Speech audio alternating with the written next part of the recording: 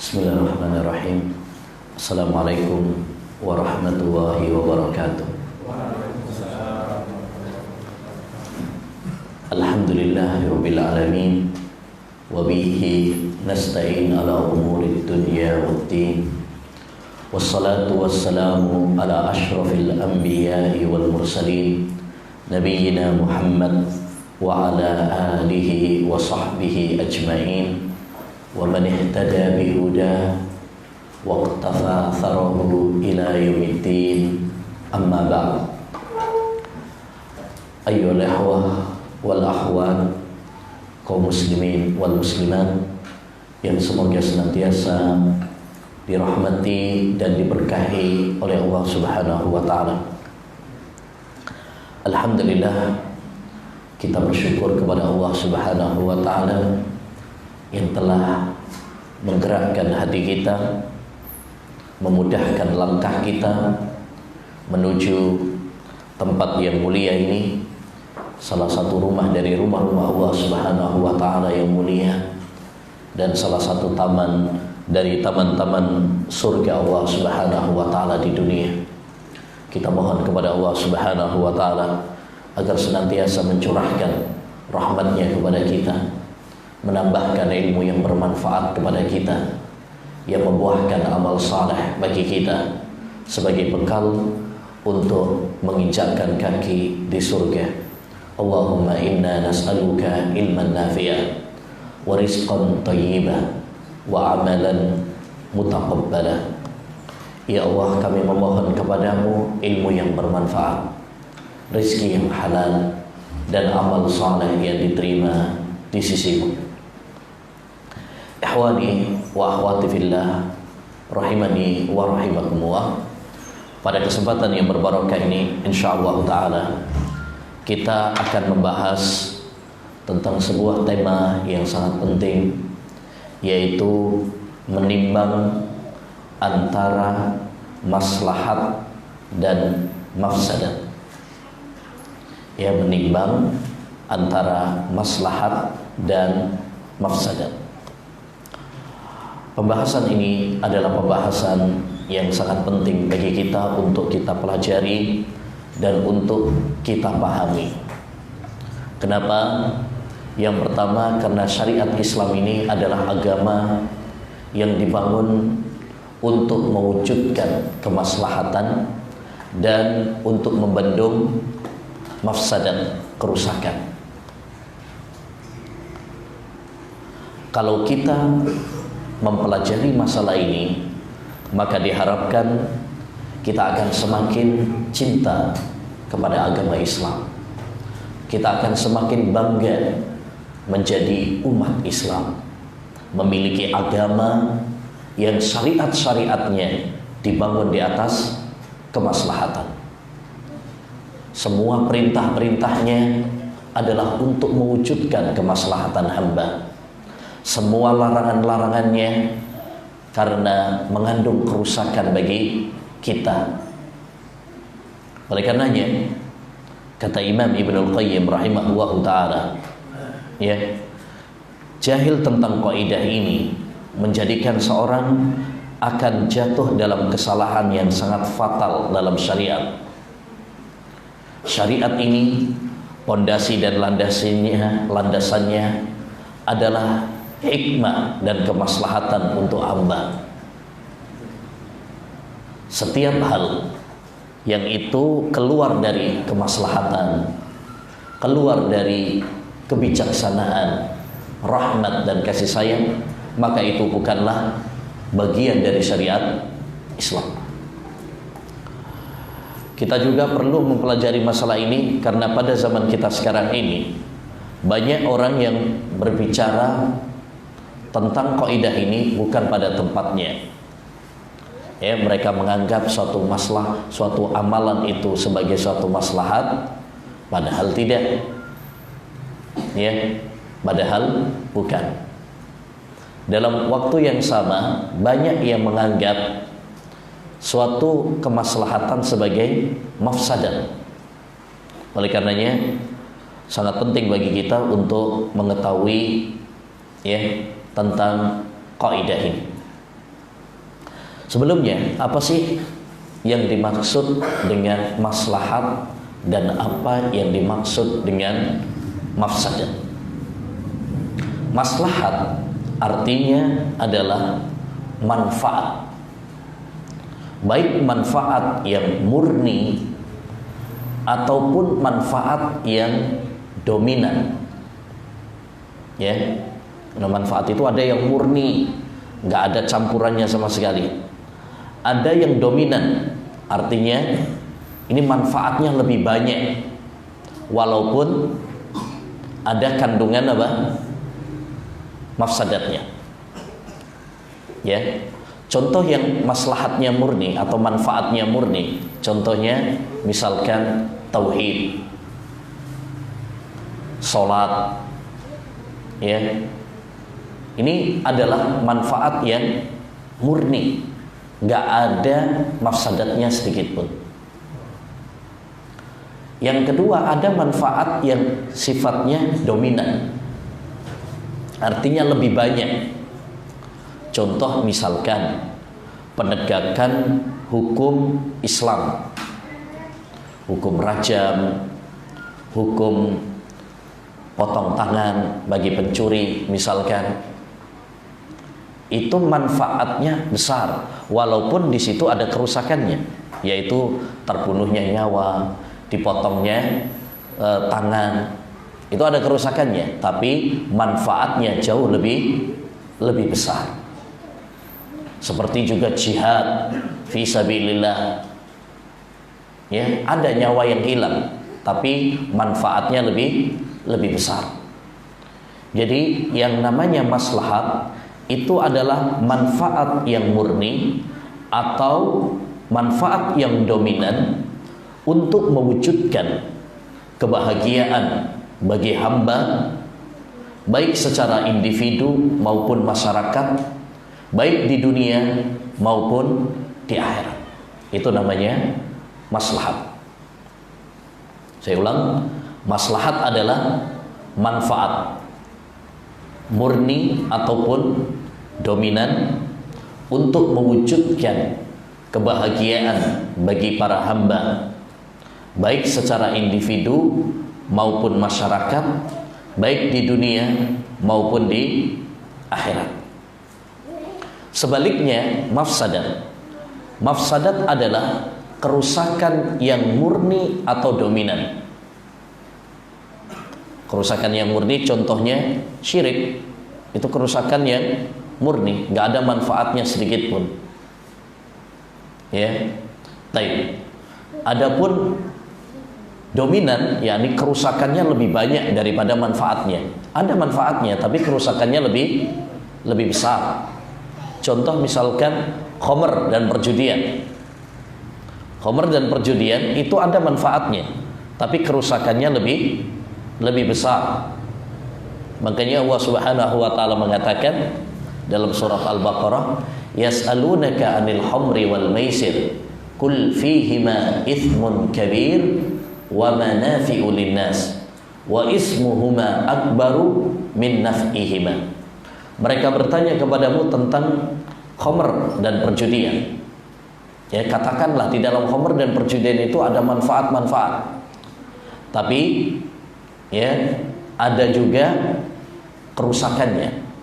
Bahkan kata Allah, wa ismuhuma akbaru min naf'ihima, kerusakannya, madaratnya lebih besar daripada manfaatnya. Jadi ada manfaatnya, tapi kerusakannya lebih besar. Jadi yang namanya mafsadat itu adalah kerusakan yang murni atau kerusakan yang dominan yang mengantarkan kepada kesengsaraan bagi hamba, baik individu maupun masyarakat, baik di dunia maupun di akhirat. Itu namanya mafsadat. kerusakan baik murni maupun dominan yang mengantarkan kepada kesengsaraan bagi hamba, ya, baik individu maupun masyarakat, baik di dunia maupun di akhirat. Itu makna maslahat dan mafsadat.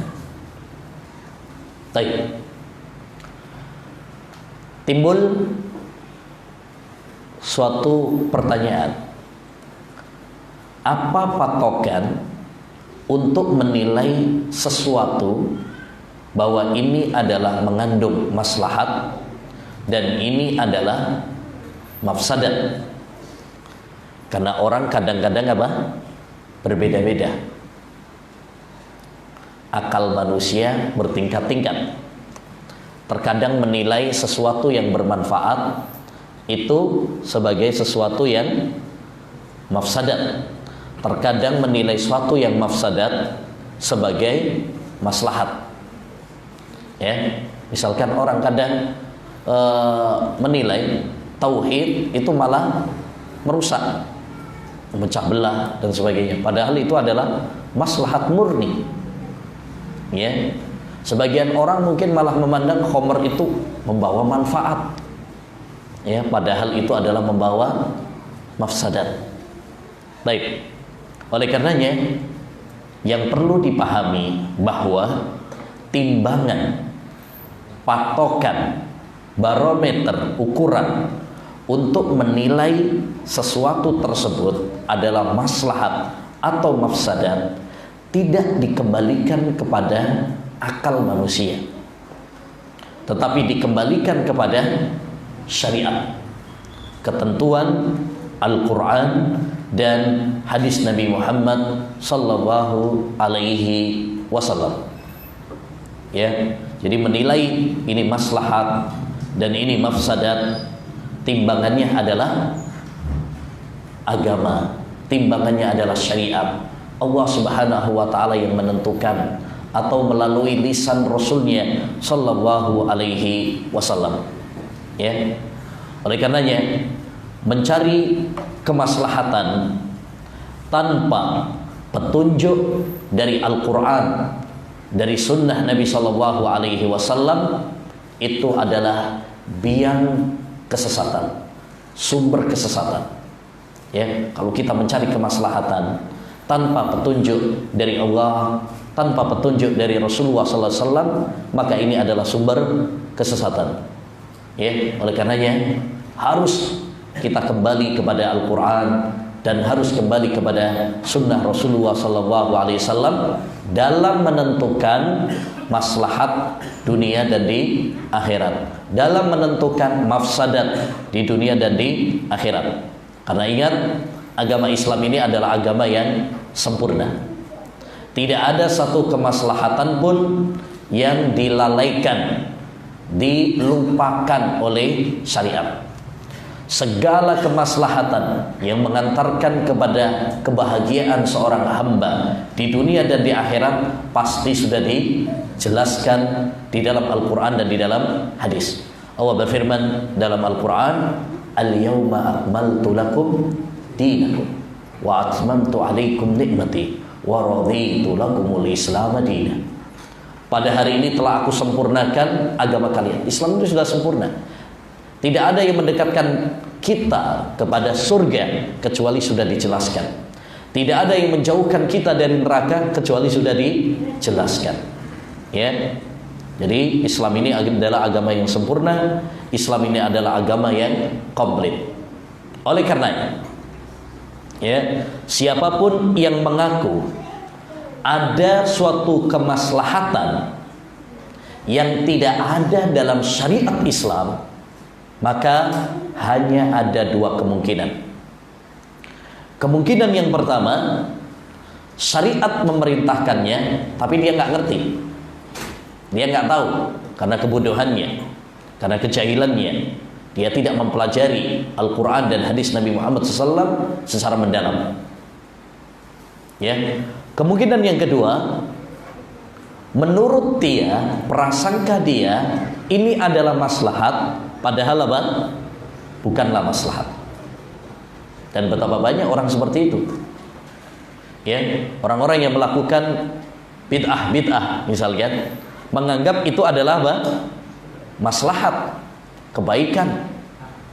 Padahal Allah Subhanahu wa taala tidak menganggap itu sebagai suatu kebaikan, suatu kemaslahatan.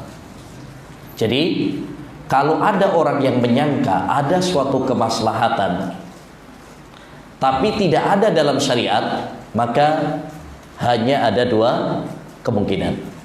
Kemungkinan yang pertama, ya, syariat memerintahkan kemaslahatan tersebut, hanya saja dianya yang nggak ngerti. Dia nggak ngerti. Misalkan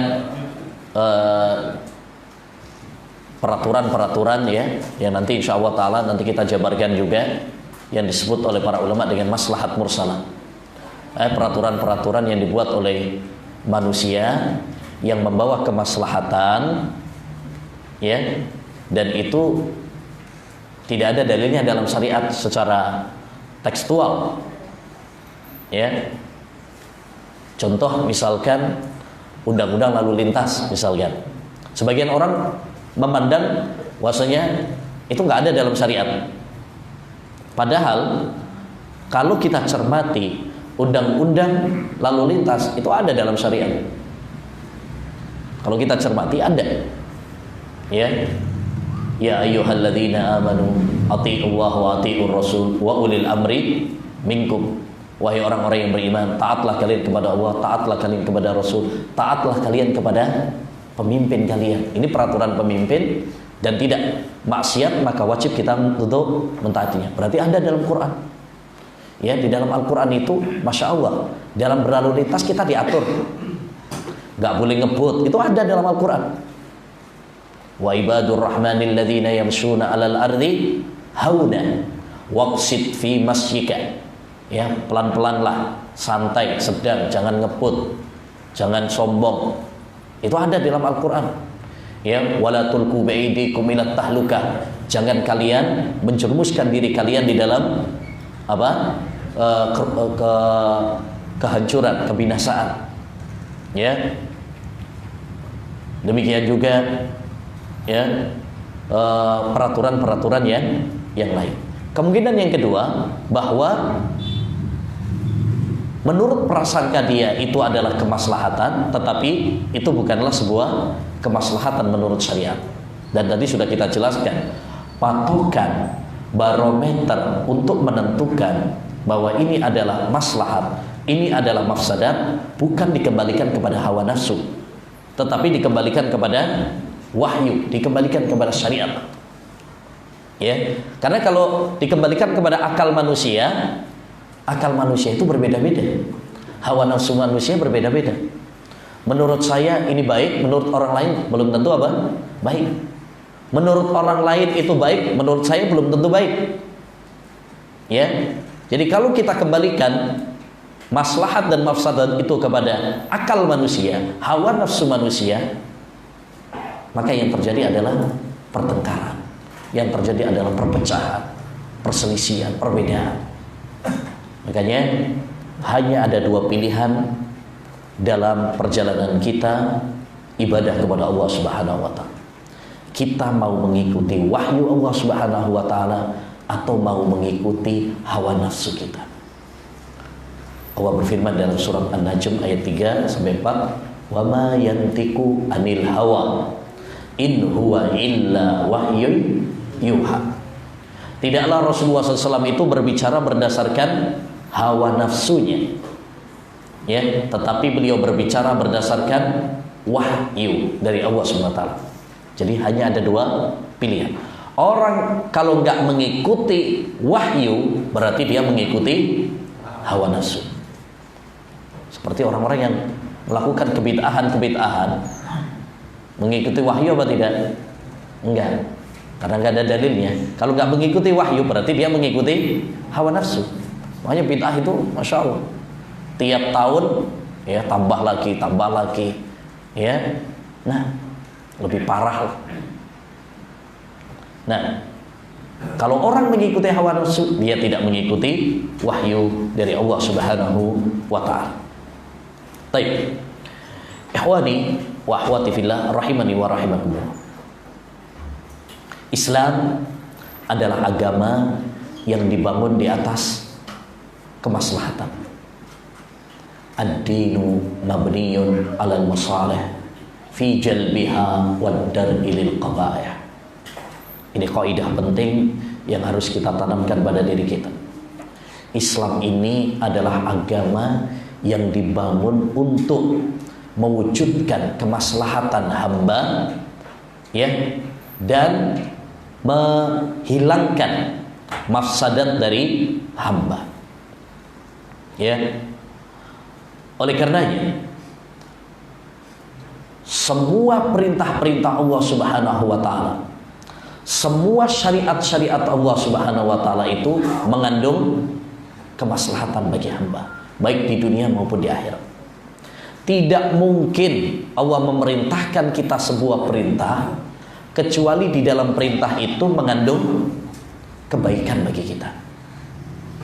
Ya, ketika Allah memerintahkan kita sholat, ketika Allah memerintahkan kita puasa, ketika Allah SWT memerintahkan kita untuk haji, zakat, yakinlah itu adalah untuk kebaikan kita. Sebaliknya, tidak mungkin Allah melarang kita suatu larangan kecuali di dalam larangan tersebut mengandung mafsadat, kerusakan bagi kita. Ya, ketika Allah melarang kita berzina, ketika Allah melarang kita minum khamr, ketika Allah melarang kita riba, ya, ketika Allah melarang kita mencuri dan lainnya, berarti pasti di dalam larangan-larangan tersebut terdapat kerusakan bagi hamba, baik di dunia maupun nanti di akhirat. Ya, karena Allah itu sangat sayang sama hambanya. Bahkan Allah lebih sayang kepada hambanya daripada sayangnya hamba terhadap dirinya sendiri. Kata Allah Subhanahu wa taala, "Wala taqtulu anfusakum, innallaha kana bikum rahima." Janganlah kalian membunuh diri kalian. Jadi nggak boleh bunuh diri itu, termasuk aksi-aksi bom bunuh diri, nggak boleh. Ya, janganlah kalian membunuh diri kalian sendiri. Sesungguhnya Allah sangat sayang kepada kalian. Orang yang bunuh diri itu nggak sayang pada dirinya, tapi Allah Subhanahu wa taala melarang kita dari bunuh diri. Berarti Allah lebih sayang kepada diri kita daripada manusia terhadap dirinya sendiri. Ya, ketika Allah SWT melarang kita makan babi misalnya, itu karena di dalam babi terdapat kerusakan, ya, yang merusak kesehatan kita, dan itu terbukti dalam riset kedokteran sekarang, mengandung apa? Cacing pita yang sangat ganas, yang sulit ditemukan obat penawarnya. Ya, makanya sangat penting bagi kita, ayyuhal ikhwah, ya, ketika kita mendalami syariat Islam, orang semakin dia mendalami syariat Islam, mengetahui hikmah-hikmah dan rahasia-rahasia di dalam syariat Islam, dia akan semakin, ya, mengerti bahwa Allah sangat cinta kepada dia, dan kita akan semakin bangga menjadi hamba Allah Subhanahu wa taala. Kita akan semakin bangga menjadi umat Islam. Kita akan semakin bangga menjadi pengikut Muhammad sallallahu alaihi wasallam. Ya, Islam adalah agama yang dibangun di atas kemaslahatan, dan ini, ya, bukan hanya dikuatkan oleh Nabi kita Muhammad SAW saja, bukan hanya syariat Islam saja, tapi kaidah ini, kaidah mewujudkan kemaslahatan dan membendung segala kerusakan, itu adalah diakui dan disyariatkan oleh semua syariat sebelum kita juga. Jadi bukan hanya syariat Islam saja, semua syariat adalah untuk mewujudkan kemaslahatan bagi hamba. Para nabi, ya, sebelum Nabi Muhammad SAW juga adalah untuk mewujudkan kemaslahatan dan untuk membendung segala kerusakan. Di antara dalil yang menunjukkan bahwasanya Islam adalah agama yang maslahat, firman Allah Subhanahu wa taala dalam surat An-Nahl ayat 90. Dan sebagai faedah, surat An-Nahl nama lainnya adalah surat An-Ni'am, nikmat-nikmat. Kenapa surat An-Nahl disebut nama lainnya surat An-Ni'am? Karena dalam surat tersebut Allah Subhanahu wa taala banyak menyebutkan nikmat-nikmatnya kepada para hamba. Dan di antara nikmat tersebut adalah apa yang Allah firmankan dalam surat An-Nahl ayat 90 yang menjelaskan kepada kita nikmat Islam, nikmat syariat Islam yang sangat indah ini.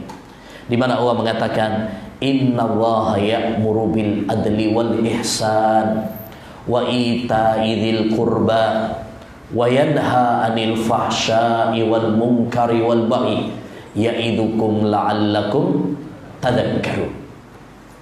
Sesungguhnya Allah Subhanahu wa taala memerintahkan kepada kalian keadilan dan memerintahkan kepada kalian ihsan, berbuat baik, dan memerintahkan kepada kalian ita'i dzil qurba, memberi kepada kaum kerabat. Ini semuanya adalah kemaslahatan. Berbuat adil, berbuat baik, berbuat baik kepada Allah maupun berbuat baik kepada makhluk, berbuat baik kepada hewan, berbuat baik kepada manusia, apalagi kepada orang-orang yang terdekat dengan kita. Berbuat baik kepada orang tua, berbuat baik kepada tetangga, berbuat baik kepada keluarga, istri, anak dan sebagainya. Wa ita'i dzil qurba, dan memberi kepada kerabat, ini juga adalah kemaslahatan. Kemudian wa yanha 'anil fahsya'i wal munkar, Allah melarang dari perbuatan keji dan mungkar, wal baghi, dan perbuatan aniaya. Ini adalah kerusakan. Islam membendung kerusakan. Segala perbuatan-perbuatan yang keji, perbuatan-perbuatan yang mungkar, perbuatan-perbuatan yang melampaui batas, dibendung dalam syariat Islam. Maka ayat ini menunjukkan kepada kita kaidah bahwasanya Islam adalah agama yang mewujudkan kemaslahatan dan membendung segala kerusakan. Demikian juga dalam hadis Nabi Muhammad SAW, beliau pernah mengatakan, innama bu'istu liutammima makarimal akhlaq. Saya diutus oleh Allah Subhanahu wa taala untuk menyempurnakan akhlak.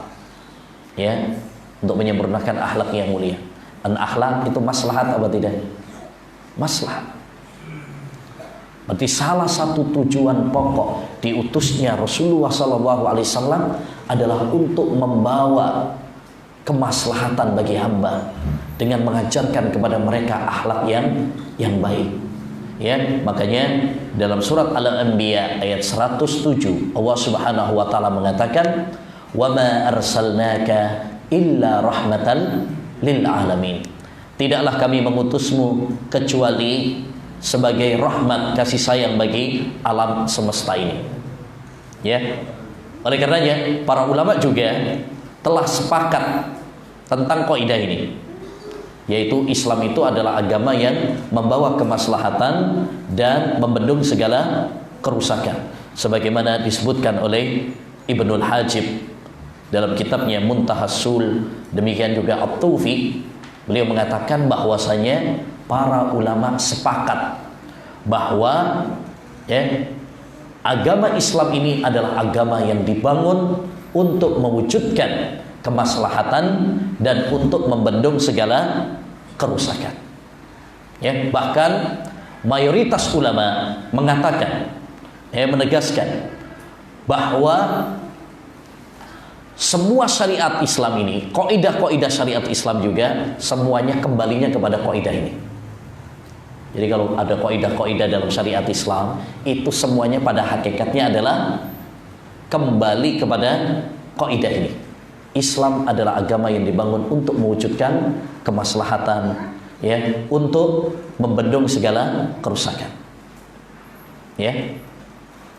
Karena kalau kita perhatikan dalam Al-Qur'an maupun hadis Nabi sallallahu alaihi wasallam, setiap perintahnya kan mengandung perintah, mengandung larangan. Perintah mengandung kemaslahatan. Larangan, karena larangan tersebut dilarang oleh Allah karena jika kita menerjang itu adalah membawa kerusakan bagi kita. Ya. Di antaranya adalah ayat-ayat yang sudah pernah kita kaji dulu, ayat-ayat yang dimulai dengan wahai orang-orang yang beriman. Ya. Kalau kita cermati ayat-ayat yang dimulai dengan wahai orang-orang yang beriman, itu adalah mengandung kemaslahatan dan membendung segala kerusakan. Baik. Dan maslahat ma'asyiral muslimin dibagi oleh para ulama menjadi 3 macam. Yang pertama adalah maslahat mu'tabarah, maslahat yang ada perintahnya dalam syariat. Jadi ada dalilnya, ada perintahnya yang menegaskan, yang menunjukkan, ya, bahwa itu adalah sebuah maslahat. Seperti sholat, puasa, zakat, haji, amar ma'ruf nahi mungkar, berbakti kepada kedua orang tua. Ini kan dianjurkan dalam syariat. Maka apa yang dianjurkan oleh syariat berarti itu adalah maslahat dan bisa diamalkan dengan kesepakatan para ulama. Baik. Yang kedua adalah maslahat mulgha. Artinya maslahat yang tidak dianggap dalam syariat. Orang menganggapnya itu maslahat, tapi syariat tidak menganggapnya sebagai maslahat. Ya, contohnya adalah kebid'ahan-kebid'ahan. Perkara-perkara baru dalam agama, dalam ibadah yang dilakukan oleh sebagian manusia dengan alasan itu baik. Sehingga ada istilah bid'ah hasanah. Dia mengira itu maslahat. Dia mengira itu baik. Ya. Padahal syariat tidak menganggap itu baik. Syariat tidak menganggap itu adalah baik. Bahkan menganggap kebid'ahan adalah jelek. Wa syarrul umuri muhdatsatuha. Kata Nabi sallallahu alaihi wasallam dalam khutbah hajahnya, setiap khutbah beliau mengawali dengannya, sejelek-jelek urusan adalah perkara bid'ah dalam agama. Ya. Bahkan sahabat Ibnu Umar pernah mengatakan dengan tegas, kullu bid'atin dhalalah wa in ra'ahan nasu hasanah. Setiap bid'ah itu adalah sesat sekalipun manusia menganggapnya baik. Manusia menganggapnya baik, tapi syariat menganggapnya sesat. Ini ya, jenis yang kedua, yaitu maslahat yang mulghah, yang tidak dianggap oleh syariat. Contoh misalkan ya, acara selamatan, ya, tahlilan 40 hari, 100 hari, ya, nyatus, nyewu, ya, dan seterusnya. Orang menganggap itu baik, tapi syariat tidak menganggap itu baik. Ya, bahkan ini bertentangan dengan syariat. Kata Nabi sallallahu alaihi wasallam, "Isna'u li ali Ja'far ta'ama." Buatkan untuk keluarga Ja'far ketika Ja'far meninggal dunia, buatkan untuk mereka apa? Makanan. Jadi kita yang disuruh ngasih makan, bukan keluarganya suruh ngasih makan kita. Ya. Demikian juga dalam hadis Jarir bin Abdullah Al-Bajali, beliau mengatakan kunna na'uddu sun'at at-ta'am wal ijtima'a minan niyaha. Kami para sahabat menganggap bahwa bikin-bikin makanan dan kumpul-kumpul saat kematian, ya, untuk acara-acara kematian, ya, makan-makan dan sebagainya, itu termasuk niyaha. Niyaha itu artinya meratapi mayit, dan itu hukumnya haram. Jadi orang menganggapnya baik, orang menganggapnya itu adalah bid'ah hasanah, ya, tetapi syariat tidak menganggapnya itu baik. Ya, tadi sudah kita sampaikan, patokan untuk menentukan ini adalah maslahat dan ini adalah mafsadat, ini baik atau buruk, bukan kepada perasaan, bukan kepada hawa nafsu, bukan kepada akal, tetapi dikembalikan kepada syariat. Ya, syariat nganggap baik apa enggak? Gitu. Baik. Yang ketiga adalah maslahat mursalah. Maslahat mursalah itu artinya maslahat yang gak ada dalil yang memerintahkannya secara tekstual, secara khusus, ya, dalam Quran dan dalam hadis, tapi gak ada dalil juga yang melarang. Bahkan dia sesuai dengan tujuan pokok syariat, ya, didukung oleh tujuan-tujuan pokok syariat, dalil-dalil secara umum. Ya, seperti yang tadi saya contohkan, misalkan peraturan lalu lintas, itu gak ada dalilnya secara khusus. Ya, kalau ada lampu merah jangan nerobos, itu gak ada dalilnya secara khusus, karena memang dulu belum ada, ya, belum ada mobil, belum ada sepeda motor, gitu ya. Nah, tapi peraturan ini juga nggak ada larangannya, bahkan didukung oleh kaidah syariat secara umum. Karena seperti yang kita tahu, peraturan ini dibuat adalah untuk apa? Menjaga keselamatan, menjaga nyawa, supaya tidak terjadi kemacetan yang parah sehingga nanti malah menimbulkan hilangnya nyawa. Dan kita tahu syariat Islam sangat-sangat menjaga, ya, nyawa. Ya, bahkan masalah nyawa itu subhanallah sangat diperhatikan sekali dalam agama Islam, lebih daripada dunia dan isinya. Makanya Nabi SAW pernah mengatakan, la zawalud dunya wa ma fiha ahwanu indallah min qatlil muslimi bi ghairi haq. Hancurnya dunia dan isinya itu lebih mendingan di sisi Allah Subhanahu wa taala daripada terbunuhnya nyawa seorang muslim tanpa alasan yang benar. Ya. Demikian juga contoh yang lain, peraturan nikah harus dicatat di KUA. Dulu zaman Nabi ada apa enggak? Enggak ada. Dulu zaman Nabi nggak pakai catat-catatan, nggak ada yang jadi pegawai KUA gitu, nggak ada. Ada wali, ada saksi, mahar, ada yang nikah, udah. Tapi sekarang harus dicatat peraturan. Ya, tidak ada dalil yang memerintahkannya, tapi juga tidak ada dalil yang melarangnya. Peraturan itu dibuat untuk sebuah kemaslahatan, ya, dan didukung oleh syariat. Kenapa? Karena salah satu tujuan pokok yang sangat dijaga di dalam syariat Islam adalah menjaga nasab, menjaga kehormatan. Kita tahu kenapa sih pernikahan kok perlu dicatat zaman sekarang ini? Karena zaman sekarang nggak seperti zaman Nabi Shallallahu Alaihi Wasallam. Zaman sekarang banyak orang bohong, banyak orang tidak bertanggung jawab, ya. Padahal udah nikah, ngakunya belum nikah. Kapan saya nikah sama kamu? Nah, kalau sudah ada masalah, lepas tangan. Ya, dan dalam kondisi seperti itu biasanya yang paling dirugikan adalah para wanita. Ya, makanya syariat memandang bahwasanya peraturan-peraturan yang dibuat oleh pemimpin, oleh negara, selagi tidak bertentangan dengan syariat, maka boleh. Ya.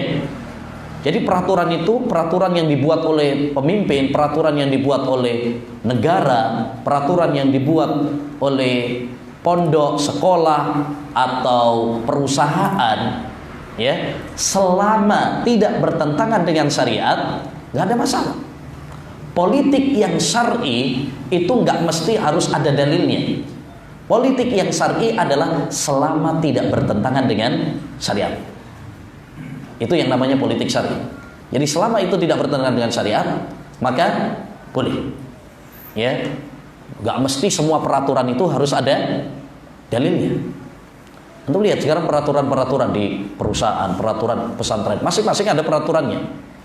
Maka kita lihat, kalau peraturan tersebut bertentangan dengan syariat, maka ini tidak boleh untuk ditaati. La ta'ata li makhlukin fi maksiatil khaliq. Tidak ada ketaatan kepada makhluk dalam hal maksiat kepada Allah Subhanahu wa taala. Baik. Peraturan yang sesuai dengan syariat. Ya, kalau sudah adzan, ya, hendaknya sholat. Wah, ini bagus nih. Berarti wajib ditaati. Baik. Peraturan yang enggak ada dalilnya tapi juga enggak ada larangannya, enggak bertentangan dengan syariat. Contoh misalkan kalau di pesantren, ya, kalau di pesantren peraturan tidak boleh bawa HP, misalkan, itu kan nggak ada dalil, tapi juga nggak ada larangannya, dan itu dibuat untuk sebagai kemaslahatan. Atau perusahaan harus apa? Tepat waktu, ya, nggak boleh telat. Kalau telat dipotong gajinya, misalkan. Ya, itu peraturan nggak ada dalilnya, tapi juga nggak ada larangannya, dan dibuat untuk kedisiplinan, maka boleh. Ya, ini harus kita pahami, ya, karena ada sebagian orang yang kaku, ya, ada peraturan lalu lintas akhirnya wah iki kono dalil iki bid'ah, ya, terobos saja, ya, alasannya ini nggak ada dalilnya. Kalau semua peraturan itu harus ada dalilnya baru kita taati, tidak ada fungsinya ketaatan kepada pemimpin. Ya, apa artinya ketaatan kepada pemimpin kalau harus ada dalilnya? Kalau harus ada dalilnya, nggak usah nunggu pemimpin. Kita taat kepada Allah dan Rasulnya. Ya, ketaatan kepada pemimpin itu dibuat, ditekankan oleh Allah Subhanahu Wa Taala, ya, terutama dalam hal-hal yang tidak ada dalilnya secara khusus dalam Al-Quran dan hadis untuk kemaslahatan. Ya, nah ini. Baik. Dan perlu dan jika kita mengetahui kaidah ini, maslahat mursalah ini, ya, banyak dari para ulama ussalaf mereka menerapkan kaidah ini, menerapkan kaidah maslahat mursalah, dan ini boleh hujjah. Ya, di zaman Nabi nggak ada penjara. Pada zaman Ali bin Abi Thalib dibuat penjara untuk sebuah kemaslahatan.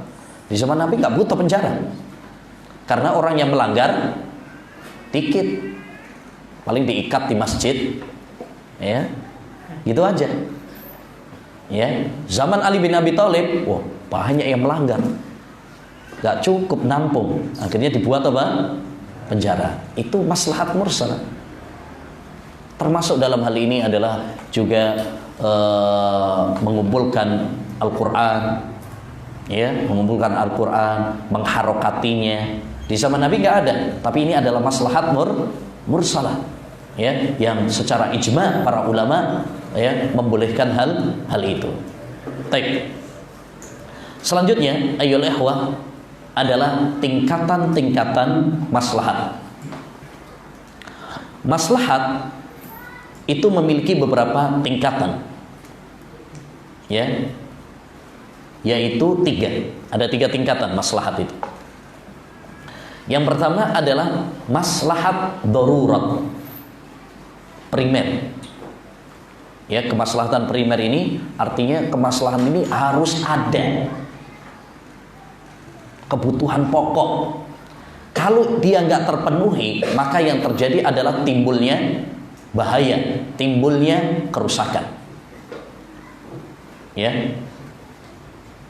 Dan ini ayyul ikhwah, kemaslahatan darurat ini, primer ini adalah yang paling penting adalah 5 hal pokok yang sangat dijaga oleh syariat.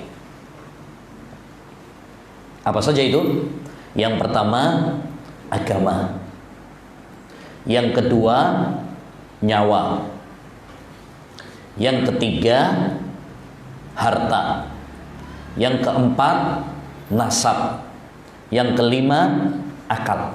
Ini maslahat darurat, kebutuhan primer yang harus dijaga. Kalau tidak terjaga, maka yang terjadi adalah kerusakan. Yang pertama tadi adalah menjaga apa? Agama. Makanya syariat Islam sangat menjaga agama. Kita dianjurkan untuk bertauhid, dilarang dari syirik. Dianjurkan untuk beribadah kepada Allah SWT, dilarang untuk melakukan dosa. Ya. Orang yang menista dalam agama, hukumannya dihukum secara keras dalam agama Islam. Orang yang murtad dihukum mati. Semuanya adalah untuk menjaga agama. Karena manusia tanpa agama bagaikan binatang. Ya, manusia ini tanpa aturan dari agama bagaikan binatang buas. Baik. Yang kedua adalah menjaga nyawa. Seperti tadi sudah kita sampaikan hadisnya, bahwa Islam sangat menjaga nyawa. Ya, terbunuh satu saja nyawa manusia, nyawa seorang muslim itu lebih berharga daripada dunia dan isinya. Makanya Islam melarang kita dari pembunuhan, bunuh diri, dan segala sarana yang mengantarkan kepada pembunuhan, termasuk yaitu menodongkan senjata walaupun cuma guyonan. Itu nggak boleh. Sampai segitunya. Man asyara ila ahihi bihadidatin la'anat hal malaika. Kata Nabi SAW, barang siapa yang menodongkan senjata kepada saudaranya, ya, maka malaikat akan melaknatnya walaupun cuma guyonan. Gak boleh. Kenapa? Karena itu akan menjadi sarana kepada pembunuhan yang sesungguhnya. Orang awalnya mungkin guyonan, gak taunya temenan akhirnya. Awalnya mungkin guyonan, akhirnya canda-canda, akhirnya jadi beneran. Kita gak boleh bermusuhan, kita gak boleh saling mendengki. Kenapa sih? Karena itu semuanya adalah sarana yang mengantarkan kepada pembunuhan. Kan orang kalau sudah marah, orang kalau sudah benci, orang kalau sudah terprovokasi, akhirnya membunuh. Gitu. Baik. Bahkan di dalam syariat Islam, orang yang membunuh dengan sengaja, hukumannya nggak tanggung-tanggung. Diapain? Dikisos. Ya, dikisos, dihukum mati juga.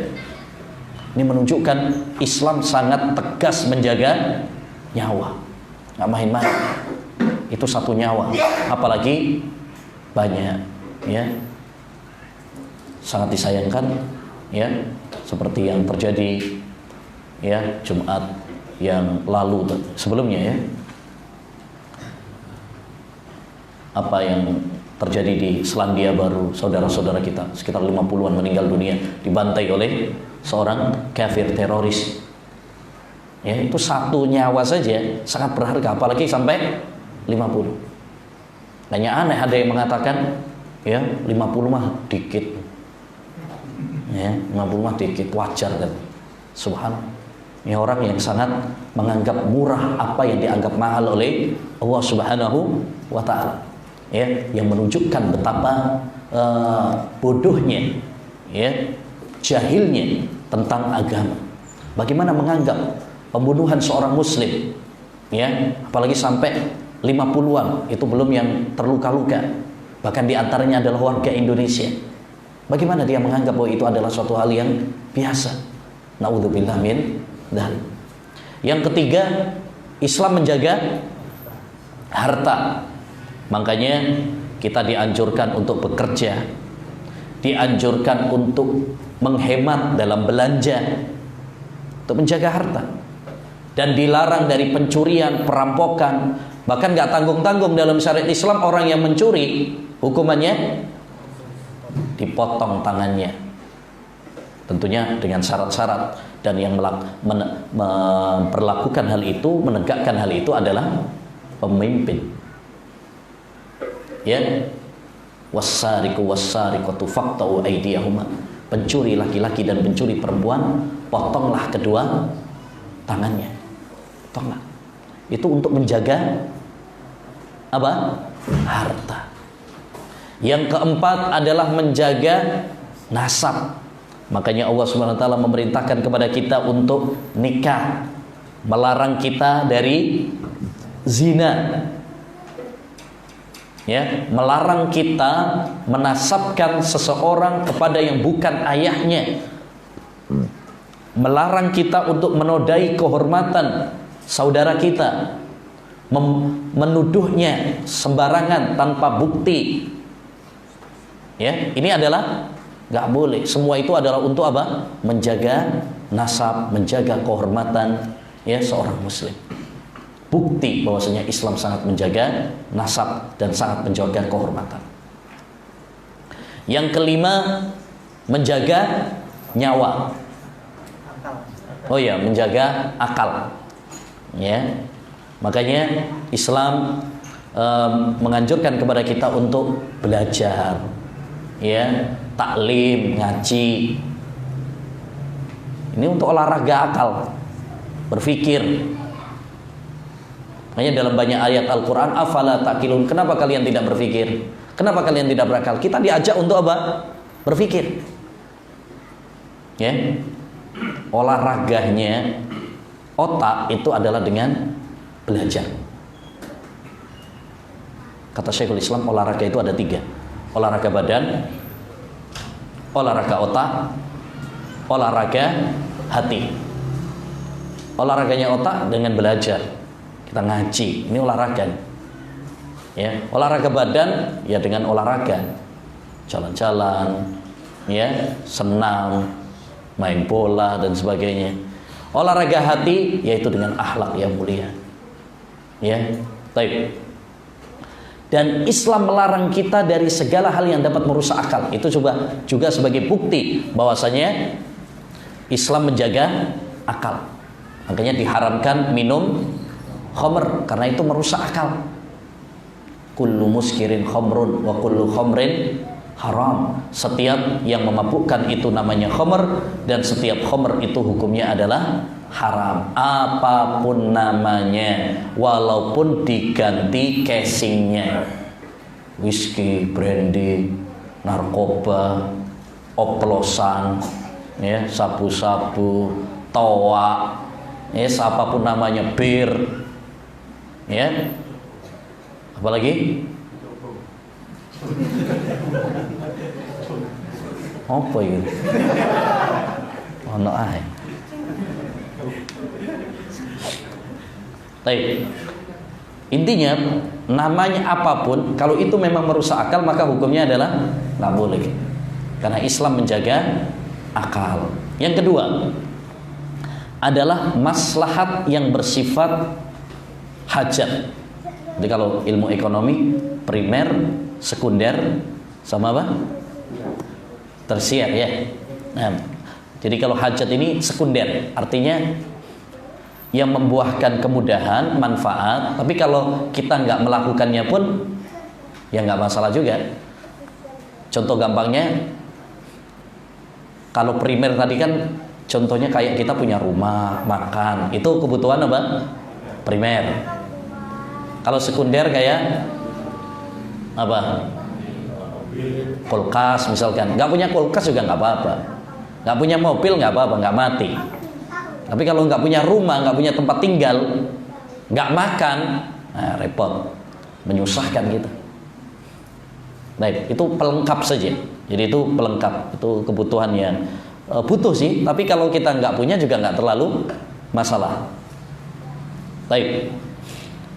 Contohnya maslahat hajat itu, ya, kebutuhan itu seperti misalkan keringanan-keringanan yang diberikan oleh syariat. Itu juga maslahat. Seperti misalkan kalau kita nggak bisa berwudu, ya diganti dengan tayamum. Kalau kita safar, boleh qashar, boleh juga menjama. Itu kan keringanan-keringanan. Ya, itu namanya maslahat hajah. Ya, orang butuh kepadanya, tapi kalaupun kita nggak mengambil juga nggak mengapa. Baik. Yang ketiga adalah maslahat yang sifatnya pelengkap. Ya, yang sifatnya pelengkap saja, tersier. Seperti sunnah-sunnah fitrah. Ya, potong kuku, cukur kumis dan sebagainya. Baik. Selanjutnya, ikhwan, kita pindah kepada permasalahan kaidah, yaitu apabila berbenturan antara maslahat dan mafsadat. Baik. Ini tadi yang sudah kita pahami, bahwasanya agama Islam ini semuanya adalah agama yang dibangun di atas maslahat. Baik. Selanjutnya, bagaimana jika berbenturan antara maslahat dan mafsadat? Ini kaidah yang sangat penting. Masalah ini ada beberapa gambaran. Gambaran yang pertama adalah maslahat berbenturan dengan maslahat. Gambaran yang kedua, mafsadat berbenturan dengan mafsadat. Gambaran yang ketiga, mafsadat berbenturan dengan maslahat. Kita akan bahas satu persatu. Baik. Yang pertama adalah jika maslahat berbenturan dengan maslahat. Ya. Dan ini sangat penting untuk diketahui oleh seorang muslim, ya, supaya kita tidak terjerumus di dalam tipu daya iblis. Iblis seringkali menjerumuskan kita untuk melakukan hal-hal yang kurang maslahat, ketika di sana ada yang lebih maslahat. Contoh, menyibukkan kita perkara-perkara yang sunnah, tapi melalaikan dari yang wajib, misalnya. Itu termasuk tipu daya iblis. Ya, tipu daya iblis. Makanya dahulu para ulama mengatakan, man saghalahu al-fardu anin nafli fahuwa ma'dzur. Barang siapa yang sibuk melaksanakan yang wajib sehingga dia tidak melaksanakan yang sunnah, itu diberi udzur, karena dia sibuk kepada yang lebih penting. Wa man saghalahu naflu anil fardi fahuwa maghrur. Siapa yang sibuk dengan perkara yang sunnah, lalai dari yang wajib, maka dia adalah orang yang tertipu. Contoh, misalkan ada orang sholat sunnah, sholat malam, ya, ketika mau subuh malah tidur, ya, akhirnya nggak sholat subuh secara berjamaah. Ini orang yang tertipu. Dia lebih sibuk dengan perkara yang sunnah, lalai dari yang wajib malah, ya, lalai dari yang wajib. Dulu pernah di zaman tabi'in, ya, di zaman tabi'in, Amr bin Maimun pernah mengatakan ada orang yang seperti tadi, ya, sibuk dengan yang sunnah, melalaikan yang wajib. Maka beliau mengatakan, lau adraka hada ashabu Rasulillah la rojamuh. Andaikan para sahabat Nabi tahu orang ini, mereka pasti akan melemparinya. Ya, artinya apa? Ini termasuk kebodohan. Kalau seseorang itu menyibukkan perkara-perkara yang sunnah, tapi justru melalaikan kepada yang lebih penting, yaitu sesuatu yang wajib. Ya. Jadi, ketika berbenturan antara dua maslahat, Yang perlu kita lakukan adalah pertama, kita berusaha untuk melakukan dua-duanya, menggabung antara keduanya sebisa mungkin. Jadi kalau ada wajib, ada sunnah, kalau bisa kita lakukan dua-duanya, nggak berbenturan, maka kita lakukan dua-duanya. Ya, sholat sunnah, sholat wajib, nggak berbenturan. Kita sholat sunnah, baru kemudian sholat wajib. Ya udah, lakukan dua-duanya. Kalau nggak berbenturan. Menuntut ilmu sama nikah, itu nggak berbenturan. Menikah sambil menuntut ilmu bisa, ya, nggak berbenturan. Baik. Yang kedua, jika tidak memungkinkan bagi kita untuk menggabung dua-duanya, harus dipilih salah satunya. Maka dalam kondisi seperti ini, yang kita pilih adalah yang lebih penting, yang lebih tinggi derajatnya. Dan ini butuh kecerdasan. Mana yang lebih tinggi? Ya. Karena Islam, ya, menjadikan bahwa segala sesuatu itu bertingkat-tingkat, ya. Bertingkat-tingkat. Ada yang lebih tinggi. Maka ketika berbenturan, pilihlah yang lebih tinggi. Rasulullah SAW bersabda, al-imanu bid'un wa sab'una su'bah, a'laha qawlu la ilaha illallah wa adnaha imatatul adha anit tariq wal haya'u syu'batun minal iman. Iman itu memiliki 73 cabang lebih. Yang paling tinggi adalah tauhid la ilaha illallah. Yang paling rendah adalah menyingkirkan gangguan dari jalan. Dan sifat malu itu termasuk bagian dari iman. Berarti di situ iman bertingkat-tingkat, tidak satu tingkat. Ada yang paling tinggi, ada yang paling rendah, ada yang tengah-tengah, kan gitu ya. Sehingga ketika apabila berbenturan, ya, dahulukan yang paling tinggi terlebih dahulu. Itulah, ya, yang diperintahkan oleh Allah Subhanahu wa taala dalam surat Az-Zumar ayat 55. Allah mengatakan, wattabi'u ahsana ma unzila ilaikum mir rabbikum. Ikutilah yang paling baik. Ahsana itu kalau dalam bahasa Arab sighah tafdhil, af'alut tafdhil. Jadi yang paling baik, berarti di sana ada yang baik dan ada yang paling baik. Berarti yang milih yang paling baik. Begitu. Dan ini, kaidah ini telah disepakati oleh para ulama. Ya. Jika berbenturan antara dua maslahat, pilihlah maslahat yang lebih besar. Contoh misalkan, bila berbenturan antara wajib dan yang sunnah, milih yang wajib, karena wajib lebih tinggi daripada yang sunnah. Sebagaimana kata Nabi SAW dari Allah dalam hadis qudsi, wa ma taqarraba ilayya 'abdi bi syai'in ahabba ilayya mimma aftaradtuh.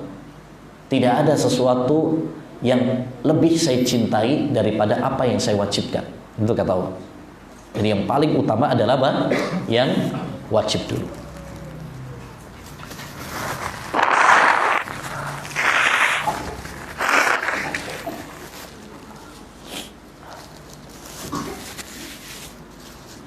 Baik. Contoh, misalkan kalau kita masuk masjid, sholat jamaah sedang didirikan, kita sholat sunnah atau sholat wajib? Sholat wajib, ya. Bahkan nggak boleh sholat sunnah. Idza uqimatis shalah fala sholata illal maktubah. Jika diqomati sholat, didirikan sholat, maka tidak ada sholat kecuali yang wajib. Kenapa?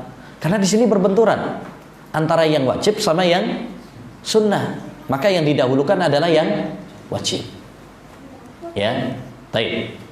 Yang kedua, jika berbenturan antara Wajib dengan wajib. Kalau tadi wajib dengan sunnah gampang, wajib lebih didahulukan. Kalau wajib dengan wajib, mana yang didahulukan?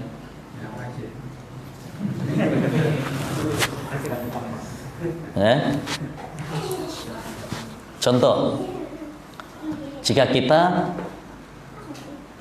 dalam safar memiliki sebuah botol minuman antara dua pilihan, pilihan untuk wudhu sama pilihan untuk minum, adanya cuma itu toh. Kalau nggak minum mati, ya. Kita milih untuk minum. Wudhu wajib apa enggak? Dengan air wajib. Minum dan menyelamatkan jiwa kita, ya, menjaga nyawa kita supaya tetap hidup, itu juga wajib. Sama-sama wajib. Mana yang diutamakan? Ya? Minum, ya. Nah, ya enggak mati ya. Ya. Di sini didahulukan yang lebih penting. Karena kalau wudhu masih bisa tayamum. Kita nggak wudhu masih bisa tayamum. Tapi kalau nggak minum mati, nggak bisa, penggantinya nggak ada. Itu. Baik. Yang ketiga, jika benturan antara sunnah dengan sunnah, sunnah dengan sunnah berbenturan, maka yang lebih diutamakan adalah yang lebih sunnah, ya, yang lebih sunnah. Contoh, misalkan sholat witir dengan sholat mutlak, yang didahulukan adalah sholat witir. Nah, sholat witir lebih ditekankan daripada cuma sekedar sholat mutlak, ya. Jadi mana yang lebih ditekankan, berarti itu yang lebih penting. Kemudian yang kedua juga dari sisi manfaat, itu bisa menjadi pertimbangan. Didahulukan yang membawa manfaat bagi orang lain daripada cuma manfaat untuk diri sendiri. Contoh misalkan, kalau kita di antara dua pilihan, ya, taklim sama puasa sunnah, ya, taklim sama puasa sunnah. Puasa sunnah itu ibadah sunnah, taklim juga adalah ibadah juga. Baik, kalau kita harus milih antara keduanya, mana yang lebih utama? Taklim. Karena taklim itu bukan hanya untuk diri kita saja, nanti bisa untuk ngajari keluarga, bisa ngajari untuk yang lain, ya, ilmunya. Berbeda dengan ibadah sunnah, itu manfaatnya untuk diri sendiri, ya. Nah,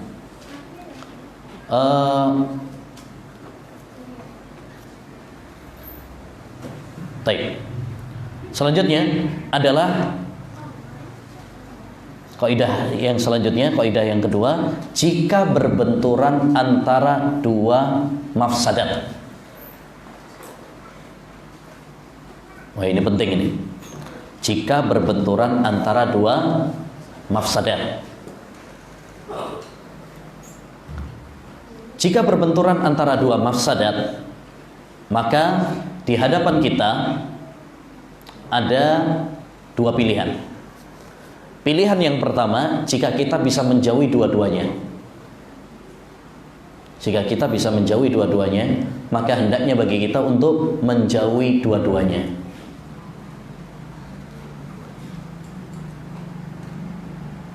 Yang kedua adalah jika kita harus memilih, ya, memilih antara salah satu di antara keduanya, maka pilihlah yang lebih ringan mafsadatnya, yang lebih ringan mafsadatnya.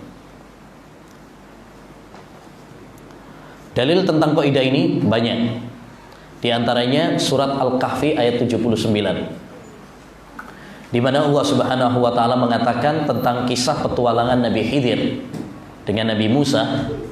Ammas safinatu fakanat limasakina ya'maluna fil bahr fa aradtu an aibaha wa kana wara'ahum malikun ya'khudhu kulla safinatin ghasba. Adapun kapal itu kenapa saya rusak? Karena itu adalah milik orang miskin yang kerja di laut. Saya rusak karena di sana ada raja yang akan merampas kapal-kapal yang bagus. Kenapa Nabi Khidir dia merusak? Karena itu madorotnya lebih ringan daripada dirampas.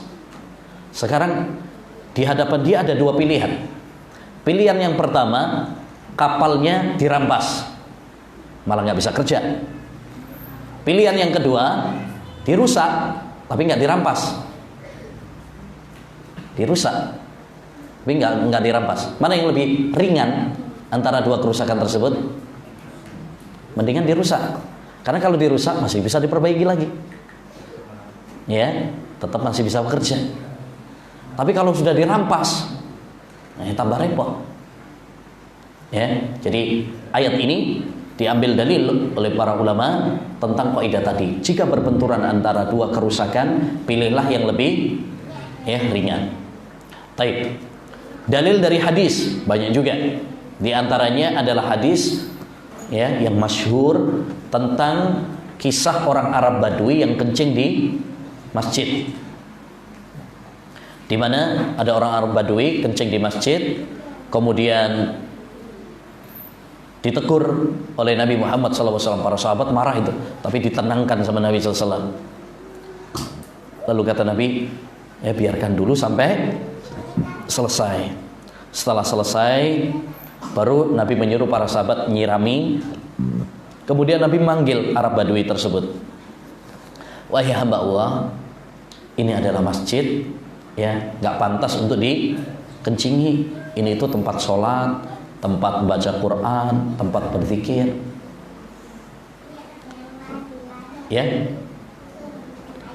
Dalam hadis ini terdapat dalil tentang kaidah. Apabila berbenturan dua mafsadat, pilihlah yang lebih ringan. Orang Arab Badui kencing di masjid itu mafsadat. Tapi membiarkan dia kencing dulu sampai selesai itu lebih ringan daripada kalau menegurnya langsung. Sebab apa? Kalau ditegur langsung saat dia masih kencing, itu madorotnya lebih besar.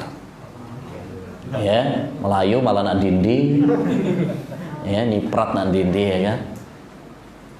Suka kasihan sama dia.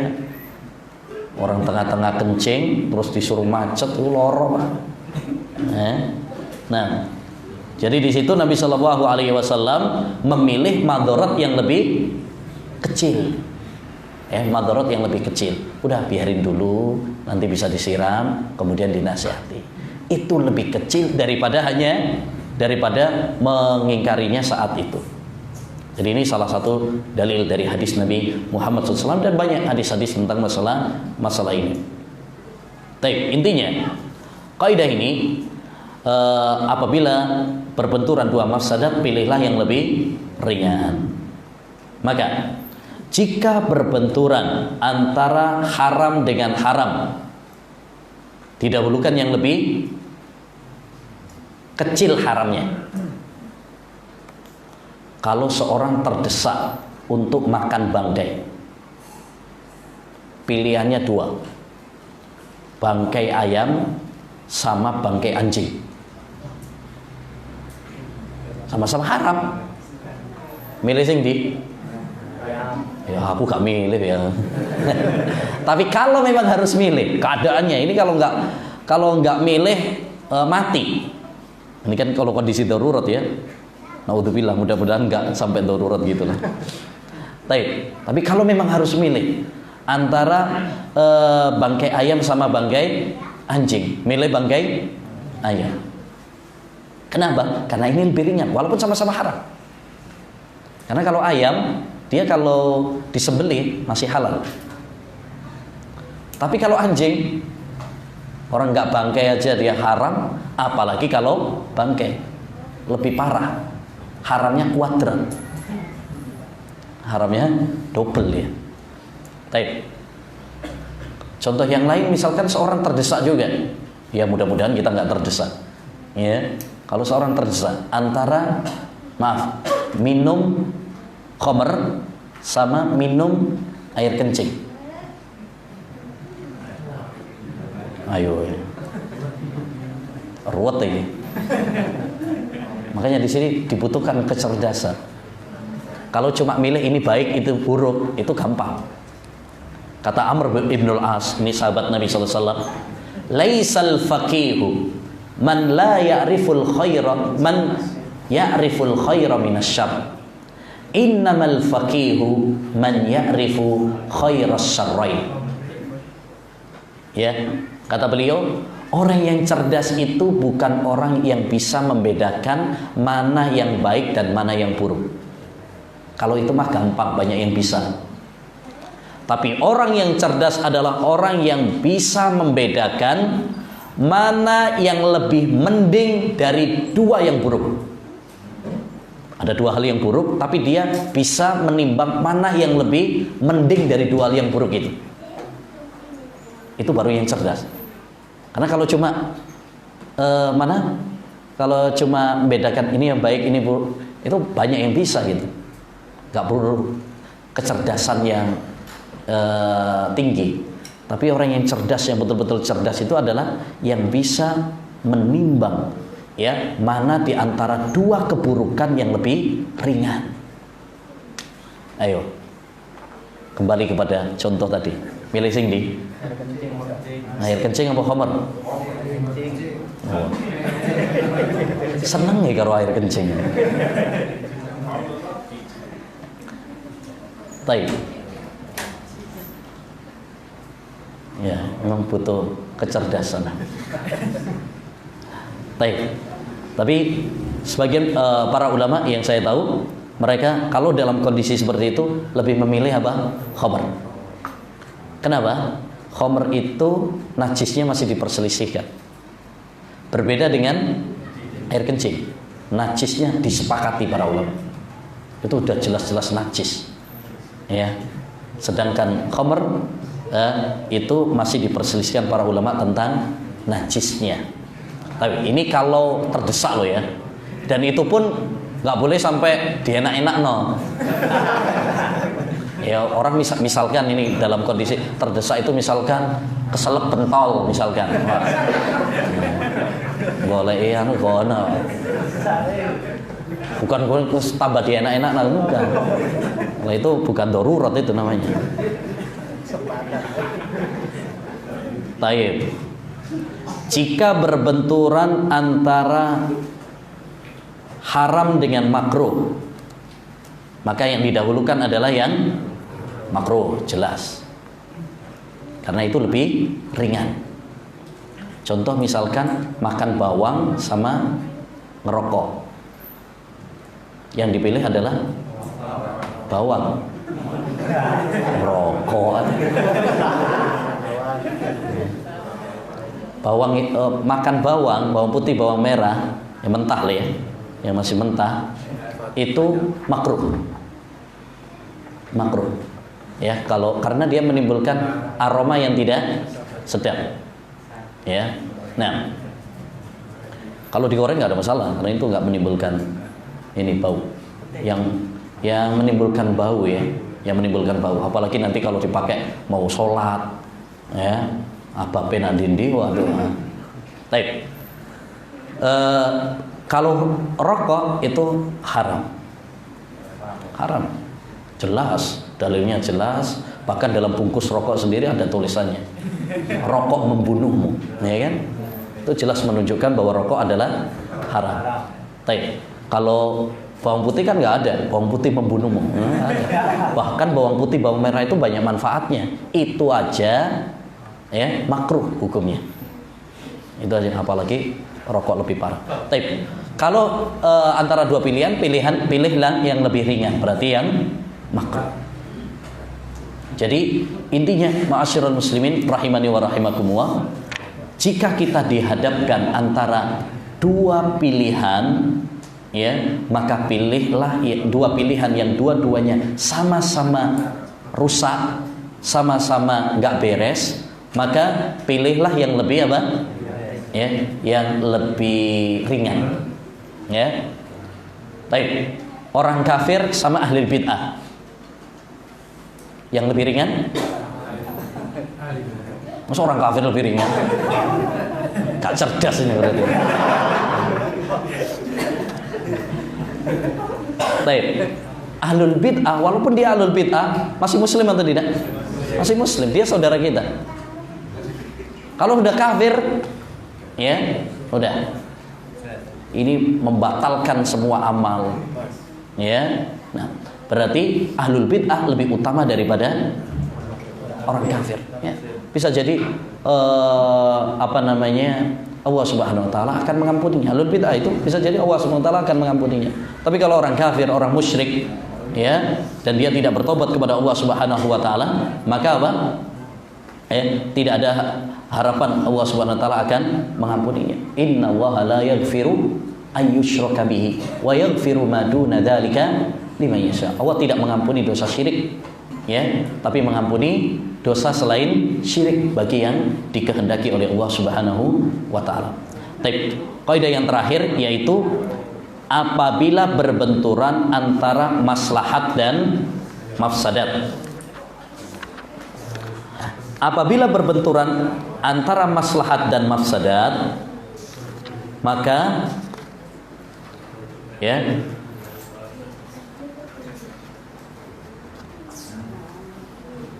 kaidah secara umum adalah membendung kerusakan lebih utama daripada mendapatkan kemaslahatan. Ya, itulah yang dimaksud oleh para ulama, daf'ul mafasid muqaddamun ala jalbil masalih. Membendung kerusakan itu lebih diutamakan daripada, ya, mendapatkan kemaslahatan. Dalil tentang kaidah ini adalah, ya, firman Allah Subhanahu wa taala dalam surat Al-An'am ayat 108. Wala tasubbul ladzina yad'una min dunillah fayasubbuwahu adwan bighairi ilmin. Janganlah kalian mencela orang-orang yang berdoa kepada selain Allah Subhanahu wa taala, karena mereka akan mencela Allah secara berlebihan tanpa ilmu. Ya. Baik. Mencela Tuhan-Tuhan selain Allah Subhanahu wa taala itu maslahat. Ya, itu adalah maslahat. Tapi juga mengandung mafsadat.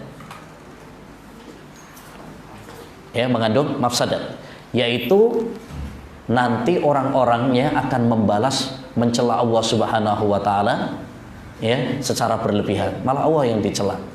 Dan ini madarat yang lebih besar.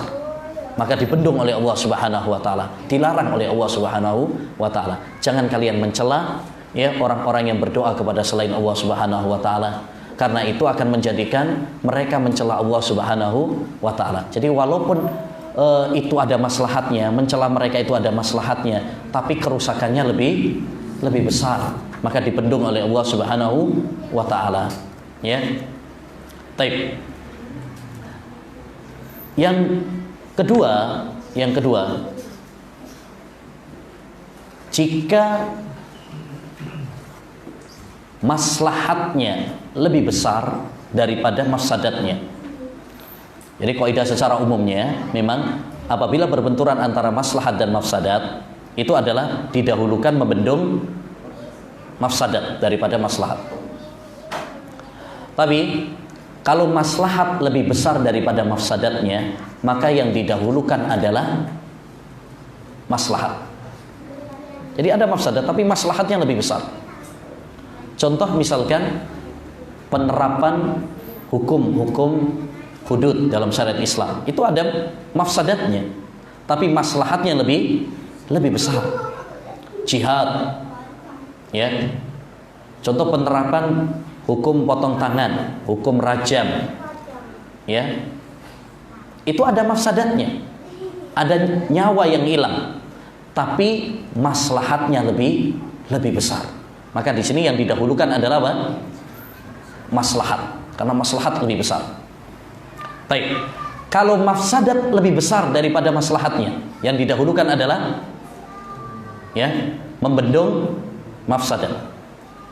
Contoh tadi yaitu minum khamr. Khamr itu ada maslahatnya apa tidak? Ada. Yas'alunaka 'anil khamri wal maisir qul fihima ismun kabir wa manafi'u linnas. Mereka bertanya kepadamu tentang perjudian dan khamr. Katakanlah dalam perjudian itu ada manfaatnya, tapi mafsadatnya lebih besar daripada manfaatnya. Makanya diharamkan oleh Allah walaupun ada manfaatnya. Jadi, ikhwani, kesimpulannya, kalau terjadi benturan antara maslahat dan mafsadat, maka ada 3 kemungkinan. Kemungkinan yang pertama, jika maslahatnya lebih besar daripada mafsadatnya, maka di sini didahulukan maslahat. Mafsadatnya nggak dianggap. Contoh seperti jihad, contoh penegakan hukum Islam, itu ada mafsadatnya, tapi apa? Kecil dibandingkan dengan mafsadatnya yang jauh lebih besar. Baik. Yang kedua, jika berbenturan antara maslahat dan mafsadat, mafsadatnya lebih besar daripada ya manfaatnya, maka yang didahulukan adalah ya meninggalkan mafsadat. Contoh khamr, judi, itu ada manfaatnya, tapi mafsadatnya lebih besar, maka diharamkan oleh Allah Subhanahu wa taala. Baik. Yang ketiga, ya, berbenturan antara maslahat dan mafsadat dan kita bingung, ya, antara memilih yang maslahat ataukah yang mafsadat, maka membendung ya kerusakan lebih utama daripada mendapatkan maslahat.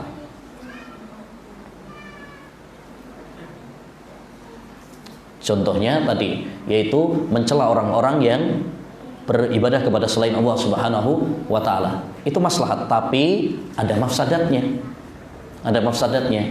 Maka membendung kerusakan itu lebih diutamakan. Orang wanita misalkan dia sholat di masjid itu boleh diizinkan, tapi kalau seandainya itu menimbulkan mafsadat, tidak aman misalkan, ya, maka di situ lebih utama adalah apa?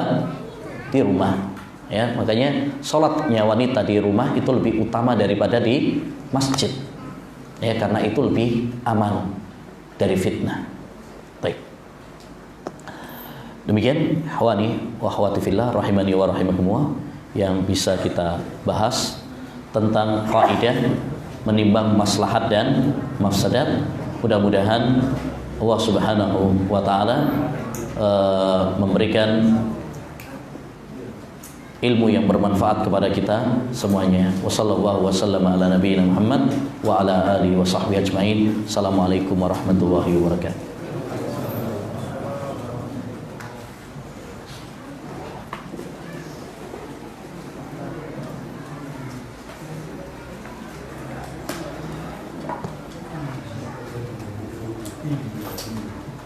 Hah?